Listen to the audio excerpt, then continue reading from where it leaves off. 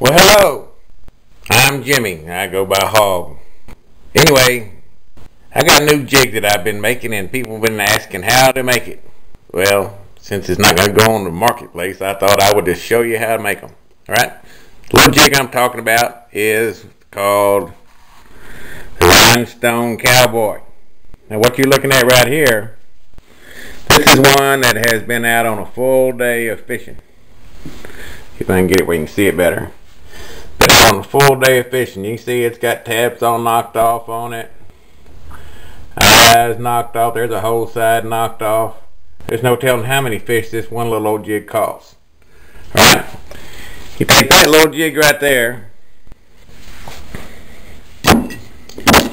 and you come back and you clean it up.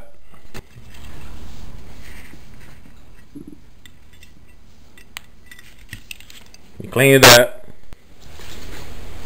and you stick some more on there, and you're back to having the Rhinestone Cowboy. I'm trying to get it where I have a background where you can see it good. Alright. So, I'm going to show you how to do it.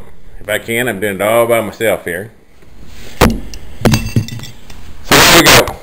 First thing you do is you go down to an Academy store or something like that, and you buy you an old diamond jig. It doesn't really make any difference what kind of diamond jig. Now this one's a pretty heavy one. I like 8 and 10 ounce, and this happens to be a 10 ounce. But sometimes you got to get down in deeper water a little better.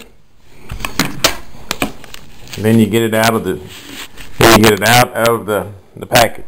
Now I'm gonna cut it out. All right. Anyway, I got it out of the package. Okay, there it is. Now the very first thing you want to do, you want to take this treble hook off. It's not worth a crap.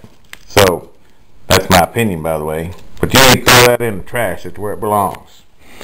Alright, I still got the split ring up there. Those are, I don't know, they're okay for what we're going to do there, but you really need to get you a quality split ring. I'll say a 250-pound one or something to put on there. Alright, there's my jig, and I've laid out some of my rhinestones. There's my little dough right here. I went down the craft store and I got different kinds. I got eyes over there and different colors and things. Got all kind of glues. I'm still experimenting with the glues. We're still in experimental stage. I just know the lure works. But anyway, there's the one I'm using now. The one that I have been using is Gorilla Glue. It holds on real good. There is a problem whenever it dries. You got to clean up the lures pretty good. I don't know what it does. It kind of smokes, and I just end up putting, after I get through doing them, I put some olive oil on them to get them back shiny. Alright, now here's how we do it. We're going to take our glue.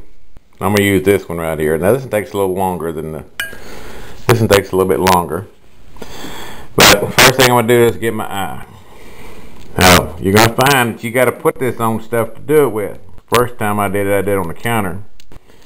I got in big trouble with my wife for getting super glue on the counter, but that's okay. I got it off, at least most of it anyway. Alright, there's my eye. Kind of know where I'm going to put it. Take my glue. Put it on there. Kind of smudged it. Press it down. Alright. Uh-oh.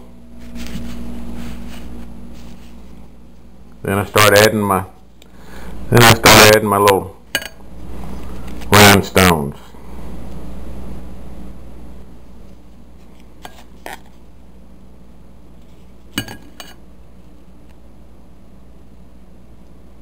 I got different kinds, different sizes. I'm just doing the one that I've done in the past that worked. But I'm always experimenting. But I do know whatever works, don't change it. And I know this booger works.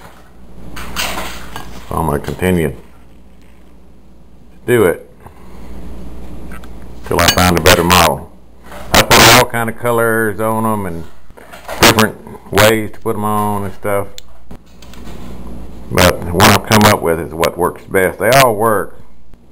But this one, for some reason, I know what the reason is. I feel like it's because of the twinkle.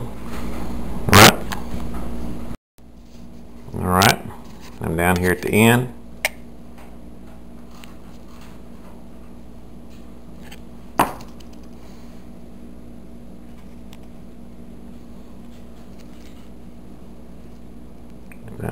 Alright, there's one side. It takes a little bit for it to dry. Alright, now we're ready for side 2. Alright, this one,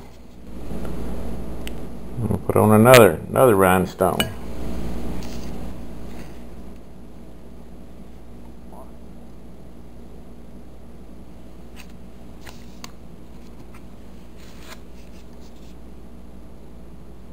I'm going to go ahead and put my glue on here, and that way I won't have to mess with it very much since I'm doing the camera thing and holding it all by myself.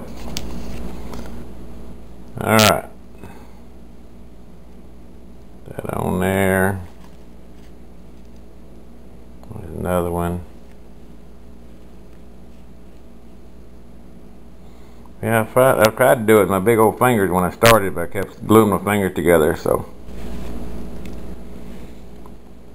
I'm back to doing it like this, like I'm supposed to with a pair of pliers. I mean a pair of tweezers. Alright, got that side done.